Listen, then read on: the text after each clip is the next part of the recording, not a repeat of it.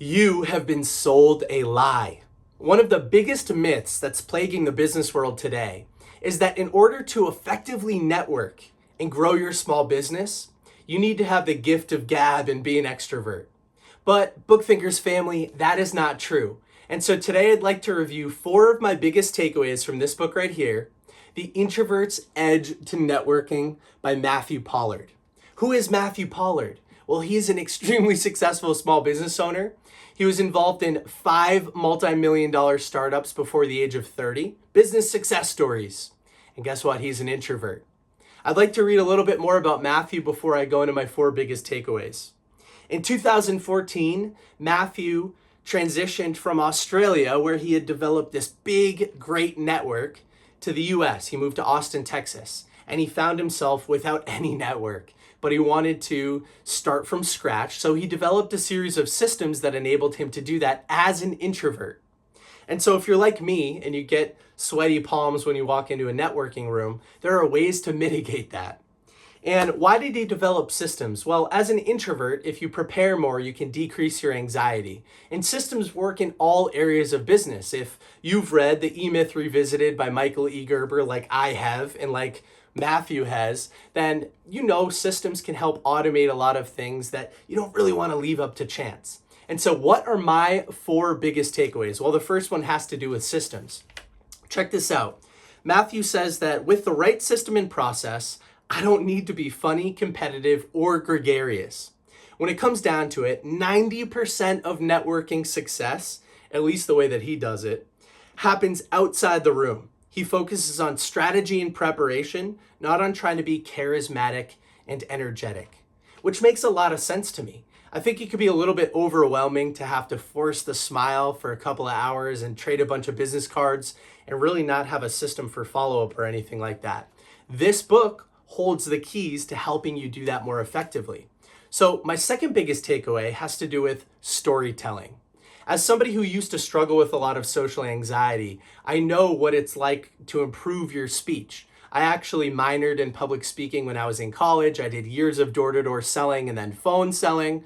And then I also went to Toastmasters for about a year as well. And one of the things that you learn is that you need to become an effective storyteller.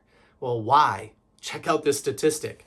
Matthew shares that a Stanford professor named Jennifer Aker found that people can remember up to 22 times more information when it's embedded into a story than when it's presented just as plain facts. Human beings love emotion. And when we can get emotionally involved in a story, we can retain more information. So if you're like me and you walk out of the networking event sometimes and you go, nobody remembers who I am, that's because you're not interesting enough. You don't need to be charismatic or energetic. You need to be interesting. And the best way to do that is to tell effective stories. So Matthew shares a lot of great tips on how you can embed storytelling into your networking success. If you want to learn what those are, you have to check out this book. Here's my next takeaway. And this one hits home for me because I was actually at a networking event a couple of weeks ago where I slipped up on this. Matthew says that you need to be prepared to disengage when you're at a networking event. Why? Because it signals that you're being respectful of the other person's time. It says, hey, I'm not a potential clinger. I'm your peer. We are equals. This one hits home because I was at a networking event a couple of weeks ago where there were a lot of famous authors, big time names, very professional speakers, and they held a lot of opportunity for me, right? They were my ideal target customer at the event. And sometimes you can trip over yourself. You can seem a little foolish or young or immature like I do sometimes. And you might stick around or cling to somebody longer than you should. But by saying, hey, listen, I want to be respectful of your time. I know you've probably got some other people to speak with, and so do I.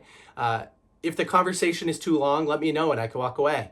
And then they go, no, stick around. I love what you're saying. And now you're equals. Remember, you can't be a fan and a friend at the same time. You can only be one or the other. So choose to be a friend. Don't take your phone out and take selfies and make the other person feel like you're a fan. And then my last takeaway is that chapter 8, it's actually the title, The Step That Everyone Forgets. Well, what is it? It's follow-up. And if you're confused by how to professionally follow up after a networking event, don't worry, because Matthew has tons of scripts inside of this book that you can leverage for different situations. whether you're referring somebody to somebody else, whether you're following up on LinkedIn, whether you didn't get their contact information, it's all within this book. Follow-up makes a lot of sense to me. It's why I was successful as a sales professional for a couple of years before Book Thinkers. And it's that step that everybody kind of fails on. Don't just rely on your gut. There are certain cadences that you should follow. Check them out in this book. Okay, Book Thinkers family, there's one last thing which I want to mention to you that Matthew made me aware of. Today on Audible, there's a daily deal where this book right here is available for only $2.95. That is only available today, so you can go to the Instagram stories, swipe up, and check that out. There's also a Chirp audio deal, $2.99, and that lasts through next Tuesday, the 17th, so 8/11 to 8/17. It's also available on Apple, Google, and Kobo for $2.99 until the 17th. So if you're interested in learning about this book, if you're interested in going through this book and improving your ability to network, whether you're an extrovert, sometimes like I am, or an introvert, which a lot of us are, then you need to go take advantage of one of those deals. It's a big discount.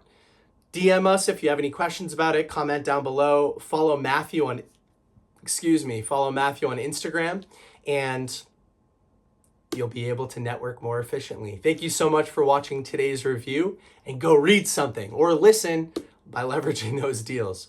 Bye, everybody.